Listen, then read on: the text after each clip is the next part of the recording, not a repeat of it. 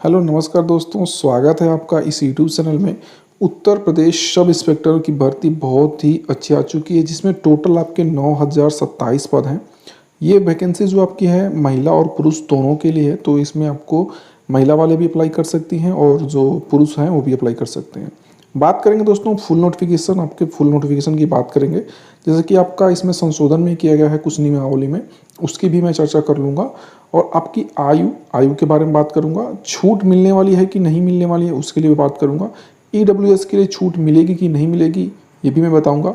General, EWS, OBC, SC, ST जो भी है, योग्यता आपकी कितनी होनी चाहिए, डॉक्यूमेंट आपके कैसे लगेंगे और कौन कौन से लगेंगे। जैसे कि ग्रेजुएशन तो सबको पता होगा कि सबको लगने वाला है, लेकिन इसके बाद मान लीजिए आप ईडब्ल्यूएस हैं तो आपके पास कौन से और सर्टिफिकेट होने चाहिए।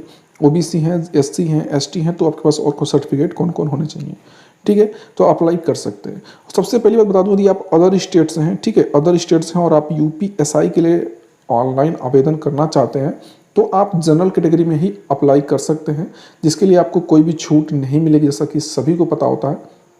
तो फुल नोटिफिकेशन जो है मैं आपको दिखाऊंगा, आपकी वैकेंसी कब से स्टार्ट होगी, मतलब फॉर्म का जो ऑनलाइन प्रक्रिया है वो कब से स्टार्ट होने वाला है उसके लिए मैं बात कर लूँगा।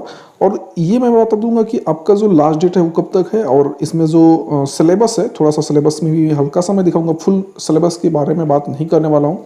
नोटिफिकेशन का लिंक जो है आपको वीडियो के नीचे मैं दे दूंगा, वहाँ से आप नोटिफिकेशन को रीड भी कर पाएंगे। कोई भी प्रॉब्लम होगी तो आप हमें कमेंट्स में ज़रूर पूछिएगा। सारे जो आपके कंक्लूजन होंगे, जो सारे आपके सवाल होंगे, पहले वीडियो को पूरा देख लीजिएगा, इसके बाद भी बचेगा तभी आप कमेंट्स में सवाल पूछिएगा। ठीक है, तो आइए स्टार्ट करते हैं आज की वीडियो। यदि वीडियो अच्छी लगेगी तो वीडियो को लाइक ज़रूर कीजिएगा। चैनल पर पहली बार विजिट कर रहे हो या अभी तक आपने सब्सक्राइब नहीं किया हो तो चैनल को सब्सक्राइब कर लीजिए। ठीक है, सब्सक्राइब करने के साथ साथ बेल आइकन भी ऑन कर लीजिए ताकि लेटेस्ट अपडेट आप तक पहुँचता रहे। तो आइए स्टार्ट करते हैं। यूपी सब इंस्पेक्टर की जो भर्ती है उसके बारे में सब कुछ जानते हैं। तो आप ये देख पा रहे होंगे कि उत्तर प्रदेश सरकार द्वारा जो आपको ये सारा एड्रेस है, मैं इसके बारे में विशेष नहीं करने वाला हूँ। जो आपको ये वैकेंसी है, सूचना है, विज्ञप्ति है, किस लिए मैं आपको दिखा देता हूँ। मैं इसका कलर यहाँ से बदल देता हूँ, रेड कर लेता हूँ। देख पा रहे हैं, पुरुषों महिलाओं के लिए उप निरीक्षक नागरिक पुलिस तथा पुरुषों के लिए प्लाटून कमांडर पीएससी एवं अग्निशमन द्वितीय अधिकारी के पदों पर सीधी भर्ती 2020-21, यानी कि ये जो वैकेंसी आपकी आ चुकी है। जैसे कि आप इसको जो भी समझना है समझिए, मुझे इस पर कोई भी टिप्पणी नहीं करनी है कि ये आपका केवल जो आने वाला चुनाव है, चुनावी एक छलावा कह लीजिए, जो भी कहना हो कहिए, पर वैकेंसी आई है। सबसे खुशी की बात यह है, इसके बारे में बात करते हैं। तो सबसे पहले मैं आपको दिखा दूँ, ये सारा चीज़ें तो मैं पढ़ के कोई फ़ायदा नहीं है। सीट की बात कर दूँ, जो सीट आपकी इसमें है तो जो आपकी टोटल सीट है 9027 सीटें हैं। ठीक है, अब इसमें जो छूट है वो सब आप देख लीजिएगा, छूट किसके लिए कितनी है। 2% का जो आरक्षण है सीटों के लिए, वो यहाँ से आप देख पा रहे हैं कि स्वतंत्रता संग्राम सेनानी के आश्रित जो है उनके लिए 2% की जो सीटें हैं वो रिजर्व है। भूतपूर्व सैनिकों के लिए 5% है, महिलाओं के लिए 20% यहाँ पे सीटें जो आरक्षित कर दी गई हैं। और इसी के नीचे मैं आपको दिखाऊं तो प्लाटून जो कमांडर पीएससी के लिए होती है उसके लिए आपको यहाँ पे टोटल 484 पद है। ठीक है, अब यहाँ पे आपको मैं बात कर लेता हूँ कि जो इसकी स्टार्टिंग डेट है वो कब से, मतलब अब ये जो फॉर्म है वो कब से भरना स्टार्ट हो जाएगा। तो जो फॉर्म है, देखिए आवेदन की तिथि यहाँ पे दिया हुआ है 1/4, यानी कि 1 अप्रैल से आपका जो फॉर्म है स्टार्ट हो जाएगा। और इसका जो लास्ट डेट है फॉर्म सबमिट करने का, पेमेंट करने का, जो भी इसका लास्ट डेट है वो 30 अप्रैल रात 12 बजे तक, यहाँ पे आप क्लियरली पढ़ पाएंगे। इसका जो दोस्तों यदि फीस की बात कर लें तो 400 रुपये फीस रखा गया है। ठीक है, ये जो फीस है इसमें 400 रुपये है और इसमें राष्ट्रीयता बता रहा है भारत का नागरिक हो, तो आधार से बात है जो भारत के नागरिक हैं वही अप्लाई कर ही सकते हैं। और बाकी है जो इसमें कुछ है नहीं, आप अन्य स्टेट के हैं तो भी इसमें अप्लाई कर सकते हैं, कोई प्रॉब्लम नहीं। लेकिन जो स्पेशली यूपी के हैं उन्हें ही छूट, जो भी प्रकार की छूटें हैं, जो भी छूट है वो केवल यूपी वालों को दिया जाएगा, यानी कि जिनका रेसिडेंस यूपी के हैं, मूल निवासी, उन्हीं को छूट दी जाएगी, बाकी किसी को छूट नहीं दी जाएगी। बात कर लेते हैं इसमें आयु कब से मांगा हुआ है, तो मैं आपको सबसे नीचे दिखा देता हूँ कि इसमें आपकी आयु कितनी मांगा हुआ है। आप यहाँ से देख पा रहे हैं, एक यहाँ पे सेक्शन है 3.4 वाला जो पैरा है, आयु 1/7/21, यानी 1 जुलाई 2021 को आप 1 जुलाई 2021 को 21 से लेकर के 21 वर्ष के हो जाएं और 28 वर्ष से अधिक ना हो, तभी आप इस फॉर्म को डाल सकते हैं। यानी 1 जुलाई 2021 को आप 21 साल आप कंप्लीट हो जाए और 28 साल से आप कम के हों तभी आप इस फॉर्म को डाल सकते हैं। ये चीज़ क्लियर हो गया आयु के लिए। छूट की भी मैं बात करूंगा, पहले एक साइड से बात करते हुए चलूंगा तो ज़्यादा बेहतर रहेगा। अब मैं दिखा देता हूँ आपके पास शैक्षिक अर्हता क्या होनी चाहिए, ठीक है। अब यहाँ पे देख पा रहे हैं उप निरीक्षक यानी कि एसआई के लिए जो आपको यहाँ पे बताया है कि भारत में विधि द्वारा स्थापित विश्वविद्यालय से स्नातक, यानी कि आपका ग्रेजुएशन आपने कर रखा है तो आप इस फॉर्म को डाल सकते हैं, ठीक है। अब खौस जो है यहाँ पे देखो अग्निशमन द्वितीय अधिकारी के लिए, तो ये भी कह रहा है कि आप विज्ञापन में स्नातक उपाधि या सरकार द्वारा उसके समक्ष मान्यता कोई अर्हता अन्य हो तो प्राप्त किए हो तो आप अग्निशमन द्वितीय अधिकारी के पद पर भी जो फॉर्म है उसको डाल सकते हैं। अब आगे इसमें बात करते हैं, ठीक है। सबसे पहली बात, बहुत से लोग इसमें होंगे कहेंगे अपीयरिंग, तो अपीयरिंग वाले बिल्कुल ही नहीं डाल सकते हैं, जो कि यहाँ पे टिप्पणी में साफ साफ लिखा हुआ है। 2 टिप्पणी यहाँ पे है, आप इसको देख पाएंगे। कहने का मतलब है कि जिस दिन आप फॉर्म डाल रहे हो, चाहे वो आपका जिस भी डेट मान लीजिए डाल रहे हो, कुछ लोगों का रिजल्ट पेंडिंग होगा और अप्रैल में रिजल्ट आ जाता है मान लीजिए 10 तारीख को, ठीक है। तो आप 11 को फॉर्म सबमिट कीजिएगा, उसके पहले यदि आप सबमिट कर देते हैं और रिजल्ट आ जाता है तो आपका मान्य नहीं होगा, ठीक है। तो जिस दिन आपका रिजल्ट आ जाए, बाय द वे रिजल्ट आने वाला हो, और उसके बाद ही आप इस फॉर्म को भरें, अन्यथा न भरें। कहने का मतलब है कुछ लोग सोचेंगे कि हम तो पास ही हो जाएंगे और डाल दें, या फिर कमेंट्स में पूछेंगे कि हम अपेयरिंग में हैं, हमारा रिजल्ट आने वाला है तो हम डाल सकते हैं कि नहीं, तो नहीं डाल सकते हैं। रिजल्ट आने वाला हो या आपका रिजल्ट पेंडिंग में हो या फिर आप जो है फाइनल ईयर के लिए अपेयरिंग हो, तो आप इस फॉर्म को नहीं डाल सकते। आप डालिएगा नहीं, आपका कोई वैल्यू नहीं होगा, मतलब आपकी जो फॉर्म है उसको रिजेक्ट कर दिया जाएगा। 2 चीज़ें क्लियर हो गई। आगे चलते हैं। ये जो छोटी छोटी चीज़ दे रहा मैं सबकी बताऊंगा, और शारीरिक है, दक्षता परीक्षा, सब कुछ बताऊंगा, भर्ती प्रक्रिया के बारे में भी सब कुछ बता दूंगा, इसमें कोई भी दिक्कत नहीं होगा। पहले बता दूं, इसमें आपका जो ऑनलाइन जो लिखित परीक्षा है वो क्या क्या सब्जेक्ट होते हैं और कितने अंक होते हैं, ठीक है। तो इसमें आप देख पा रहे हैं सामान्य हिंदी है, आपके 100 अंक रहेंगे। मूल विधि, संविधान या सामान्य ज्ञान, ये आपके 100 अंक होंगे। इसके बाद संख्यात्मक एवं मानसिक योग्यता परीक्षा, ये भी आपके 100 नंबर के होंगे। और मानसिक अभिरुचि, बुद्धिलब्धि परीक्षा और तार्किक परीक्षा, ये भी आपके 100 नंबर के होंगे।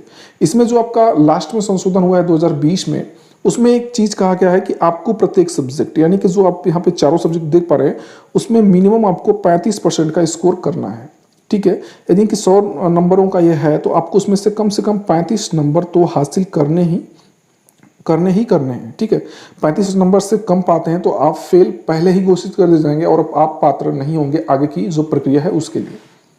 तो पहले चीज समझ पाए, आपको मिनिमम 35% तो लाना ही लाना है। इसके बाद अब क्या कह रहा है इसमें आगे एक चीज और कहा था कि जैसे मान लीजिए चारों सब्जेक्ट है, सब में आप 35 लाएंगे तो पास तो हो जाएंगे, बट कह रहा है कि आप आगे की प्रक्रिया के लिए तभी मान्य होंगे जब ओवरऑल यानी कि चारों सब्जेक्ट का मिला के मिनिमम आपका 50% अंक हो जाए, ठीक है। ये चीज क्लियर हो गई। फिर से देखिए, अब देखिए मान लीजिए हिंदी में आपने मान लीजिए कि 36 नंबर पाए आपने मूल विधि संविधान में आपने 60 नंबर पाया, और संख्यात्मक में आपने यहाँ पे 32 पाया, और जो मानसिक अभिरुचि है इसमें आपने फिर 70 पाया, ठीक है। 100 में से मैं एक आंकड़ा बता दे रहा हूँ, तो क्या आप पास होंगे? आप ओवरऑल जोड़ेंगे तो आपका 50% से अधिक हो जाएगा, ठीक है। लेकिन आप यहाँ देख पा रहे हैं कि कह रहा है कि सभी सब्जेक्ट में पास होने अनिवार्य है, और आप यहाँ पे एक जो सब्जेक्ट है यानी कि जो आपकी संख्यात्मक और मानसिक योग्यता है उसमें आपने केवल 32 नंबर का ही स्कोर किया हुआ है, ठीक है। तो आप इस वैकेंसी से बाहर हो जाएंगे, क्योंकि आपको इसमें भी 35% नंबर लाने हैं, ठीक है। ये चीज क्लियर हो गई। तो कहने का मतलब है आपको मिनिमम 35% लाना है, और ओवरऑल जो चारों सब्जेक्ट है उसमें मिला करके आपका 50% होना चाहिए, ठीक है। तभी आप पास माने जाएंगे, नहीं तो पास नहीं माने जाएंगे, ठीक है। अब आगे चलते हैं, अगले अब देखते हैं इसमें क्या है। अब मैं सीधे सीधे आपको यहाँ पे जो छूट है उसके लिए बता देता हूँ कि छूट किसको कैसे मिलेगी, क्योंकि छूट के लिए बहुत से लोग अब परेशान होंगे। मैं नीचे करके आपको छूट दिखा देता हूँ। अब देखिए, आरक्षण के हिसाब से आपको छूट दी जाती है, ठीक है। अब यहाँ पे देख पा रहे हैं, यहाँ पे साफ साफ लिखा हुआ है कि लंबवत वर्टिकल आरक्षण। अब आरक्षण के हिसाब से किसको कितनी छूट दी गई है मैं आपको यहाँ से दिखा देता हूँ।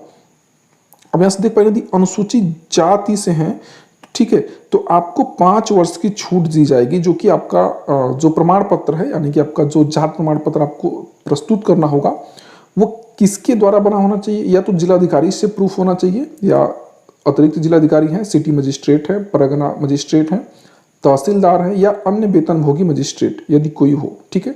या फिर जिला जो समाज कल्याण होते हैं, जिला समाज कल्याण के जो अधिकारी होते हैं उनके द्वारा वेरीफाइड आपका जात प्रमाण पत्र है, तो आपको जो है वो 5 वर्ष की छूट दी जाएगी, ठीक है। तो इसमें बहुत सारे बच्चे ये कह रहे होंगे कि ये सोच रहे होंगे कि मैंने अपना जो जन सेवा के माध्यम से बनवाया है क्या वो मान्य होगा? तो जी बिल्कुल मान्य होगा, उसमें आपको किसी भी तरह से आपको कहीं भी जा करके वेरीफाइड नहीं कराना, जैसे जिलाधिकारी या जो सिटी मजिस्ट्रेट हैं उनके पास जाके वेरीफाइड नहीं कराना होगा, क्योंकि आपका जो वो दिया जाता है वो आपके परगना मजिस्ट्रेट के एसडीएम, जिसे हम एसडीएम कहते हैं, उन्हीं के द्वारा आपका जात प्रमाण पत्र जारी किया जाता है, ठीक है। या फिर तहसीलदार के माध्यम से भी जारी हुआ है तो भी आपको प्रॉब्लम नहीं है, वहाँ वो भी आपका वैलिड रहेगा। ये चीज़ क्लियर है। ये सबके लिए दोस्तों, जैसे अनुसूचित जाति हो, अनुसूचित जनजाति हो या अन्य पिछड़ा वर्ग हो, सभी के लिए कैटेगरी अनिवार्य है। मतलब ये जो डॉक्यूमेंट वाला सिस्टम है, आप यहाँ पे देख भी पा रहे होंगे सारा चीज़ है। चाहे तो आप इसका स्क्रीनशॉट भी ले सकते हैं। अब इसके बाद क्या है, इसके बाद अनुसूचित जाति, इसमें किसमें मतलब कितने वर्षों का छूट मिलता है, तो इसमें भी आपको 5 वर्ष का छूट दिया जाता है। और जाति प्रमाण पत्र का जो प्रारूप होना चाहिए वो सेकेंड प्रारूप है, जो कि इसी जो विज्ञप्ति है उसी के एकदम नीचे में दिया हुआ है, ठीक है। मैं आपको वो भी दिखा दूंगा कि इसका जो प्रारूप है कैसा है, आप उसका भी स्क्रीनशॉट ले करके ऐसे भी आपका जो फॉर्मेट है उसमें बनवा सकते हैं, ठीक है। आगे बात करते हैं अभी ओबीसी के लिए, तो इसमें भी आपको 5 वर्ष की छूट दी जाती है, यानी कि एससी, एसटी और ओबीसी, इन तीनों जो कैटेगरी है, इन 3 कैटेगरी में आपको 5 वर्ष की छूट दी जाती है, ठीक है। अब बात आती है ईडब्ल्यूएस। ईडब्ल्यूएस को क्या इसमें आपको एज की छूट मिलेगी, तो यहाँ पे देख पा रहे हैं कि ईडब्ल्यूएस यानी आर्थिक रूप से कमजोर वर्ग, उनके लिए यहाँ पे आयु में छूट नहीं दी गई है, ठीक है। यहाँ से देख पा रहे हैं उनके लिए यहाँ पे आयु में छूट नहीं दी गई, लेकिन वैकेंसी में छूट मिलती है, ठीक है। जो वैकेंसी है उसमें कुछ रिजर्वेशन मिलता है, बट आयु कोटा में यदि आप रिजर्वेशन चाहते हैं तो उसमें आपका रिजर्वेशन नहीं है, उसमें आपको छूट नहीं दी जाएगी, ठीक है। आगे चलते हैं। अब इसी प्रकार से आपका जो क्षैतिज आरक्षण है उसमें आपका अलग से वो दिया हुआ यहाँ से भूतपूर्व सैनिक के लिए तो 3 वर्ष है, और स्वतंत्रता संग्राम सेनानी जो आश्रित हैं यदि वो सोच रहे हैं उन्हें भी छूट मिले तो उनके लिए केवल वैकेंसी में जो सीट है उसके लिए रिजर्वेशन है, आयु में कोई भी छूट नहीं है। महिला के लिए भी कोई भी आयु में छूट नहीं है, यदि महिला जनरल्स हैं तो उनके लिए छूट नहीं है। बाकी यदि आप ओबीसी हैं, एससी हैं, एसटी हैं तो आपको छूट दी जाएगी, बट केवल महिला हैं और आपका जैसे महिलाओं का जो महिला है वैकेंसी उनके लिए 20% की सीट आरक्षित की गई है, बट आपका आयु में कोई भी छूट नहीं है। एक लोगों के लिए जो भूतपूर्व सैनिक हैं, एक्स सर्विस मैन, उनके लिए यहाँ पे 3 वर्ष की छूट दी गई है। और इसमें बहुत सारे आपको डॉक्यूमेंट्स प्रस्तुत करने होते हैं, जैसे कि आपका जो यूनिट डिस्चार्ज प्रमाण पत्र है वो देना होगा, और इसके बाद से आपका वो वेरीफाइड होगा तभी आपका मान्य, ठीक है। अब बात कर लेते हैं आपका, जैसे कि इसमें जो आपका कास्ट सर्टिफिकेट था एसटी यानी कि एसटी अनुसूचित जनजाति और अनुसूचित जाति ओबीसी के लिए प्रारूप जो दिया था वो कौन कौन से प्रारूप है मैं आपको यहाँ से दिखा देता हूँ फिर से। प्रारूप यहाँ से आप देख पाए थे, प्रारूप आपको दिया हुआ था, थोड़ा सा नीचे करके दिखाना पड़ेगा, देख पा रहे हैं यहाँ से प्रारूप दो, और यहाँ पे जो ओबीसी के लिए वो प्रारूप 1 है, ठीक है। तो ये जो प्रारूप है ये आपको वीडियो के मतलब जो ये आपका विज्ञप्ति है इसी के नीचे दिया हुआ है, आपको मैं दिखा देता हूँ। प्रारूप 1, प्रारूप 2 और प्रारूप दो जगह है, आप देख पा रहे हैं प्रारूप 1 ये केवल ओबीसी के लिए, ठीक है। यहाँ पे लिखा भी हुआ है कि उत्तर प्रदेश के अन्य पिछड़े वर्ग के लिए जाति प्रमाण पत्र का जो आपका प्रोफार्मा है वो इसी प्रकार से होगा। आप इसका स्क्रीनशॉट चाहें तो ले सकते हैं, मैं थोड़ा सा और जूम आउट कर लूँ, आप इसका स्क्रीनशॉट ले लीजिए, सेम आपको बनवाना है, ठीक है। बात कर लेते हैं दूसरे आपके प्रारूप की, तो ये रहा अनुसूचित जाति अनुसूचित जनजाति के लिए, ये थोड़ा सा ढक जरा मैं इसको नीचे करके आपको दिखा दूं, ये दूसरा प्रारूप है। तो ये अनुसूचित जाति और अनुसूचित जनजाति के लिए जो जाति प्रमाण पत्र का प्रारूप होगा वो सेम कैटेगरी में होना चाहिए। तो 2 चीज़ें क्लियर हो गई। तो और भी यदि इसके बाद आप इसमें आप कुछ सवाल पूछना चाहते हैं तो हमें कमेंट्स में पूछ लीजिएगा। बाकी मैंने आपको बताया कि आपका ये जो वैकेंसी है वो 1 अप्रैल से स्टार्ट होगी और आपका 30 अप्रैल तक भरी जाएगी। ये 2021 है, यहाँ पे मैं लिख देता हूँ 2021। और इसके अकॉर्डिंग आपका कोई सवाल रहेगा तो हमें कमेंट्स में ज़रूर पूछिएगा। वैकेंसी आपकी टोटल मैंने कितना बताया, 9027 पोस्ट है। नियमावली में जो संशोधन था मैंने बता दिया कि आपका जो इसमें नंबर का पार मतलब जो आपको नंबर प्राप्त करने हैं वो कम से कम 35% आपको नंबर हासिल करने हैं, और ओवरऑल आपका 50% होना चाहिए। ये 2 चीज़ें मैंने बता दिया, 35% और 50% वाली क्राइटेरिया जो है उसको भी आप समझ चुके होंगे। मैंने बता दिया इसमें सिलेबस क्या क्या है, ठीक है, सिलेबस को भी मैंने दिखा दिया था, उसका भी स्क्रीनशॉट आप ले लीजिए। और दोस्तों ये वैकेंसी आपकी अप्रैल में स्टार्ट होगी, तो आपके पास अभी टाइम है। तो जो मैंने बताया है डॉक्यूमेंट्स यदि आपके पास नहीं हो तो आप उसको जल्द से जल्द बनवा लीजिए और इस फॉर्म को डालिए। बहुत दिनों से बच्चे इसका वेट कर रहे थे और फाइनली ये वैकेंसी अब आ चुकी है, ठीक है। अब दोस्तों ईडब्ल्यूएस वालों के लिए मैं थोड़ा सा फिर से बता दूं कि उनका जो रिजर्वेशन होता है, उनकी जो रिजर्वेशन होता है आयु के लिए नहीं होता है, उनका केवल वैकेंसी में रिजर्वेशन होता है। जैसे कि आपको दिखा दें, यहाँ पे उनका 10% का रिजर्वेशन कोटा है, जिसमें से उनको 902 सीटें यहाँ से अलॉट की गई हैं, जो EWS में आते हैं। जनरल के जो भी बच्चे हैं, जो भी इसमें अभ्यर्थी होंगे जनरल वाले, EWS से दी हैं, तो उनके लिए 10% का आरक्षण है और यहाँ पे उनको 902 सीटें दी हुई हैं।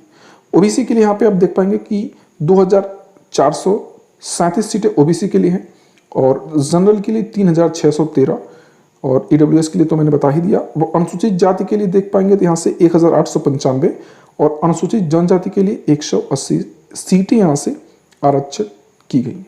ठीक है, तो उम्मीद है सारी चीज़ें मैंने आपको बता दिया। फिर भी आपको कोई भी सवाल हो, कोई सुझाव हो तो आप हमें कमेंट्स में ज़रूर बताइएगा। बाकी वीडियो अच्छी लगी हो तो वीडियो को लाइक ज़रूर कीजिएगा। शेयर करना ना करना आपकी मर्जी है, और चैनल पे पहली बार विजिट कर रहे हो तो चैनल को सब्सक्राइब करके बेल आइकन भी ऑन कर लीजिएगा। तो बस दोस्तों, आज के लिए इतना, मिलेंगे नेक्स्ट वीडियो के साथ। तो नमस्कार, थैंक यू, जय हिंद।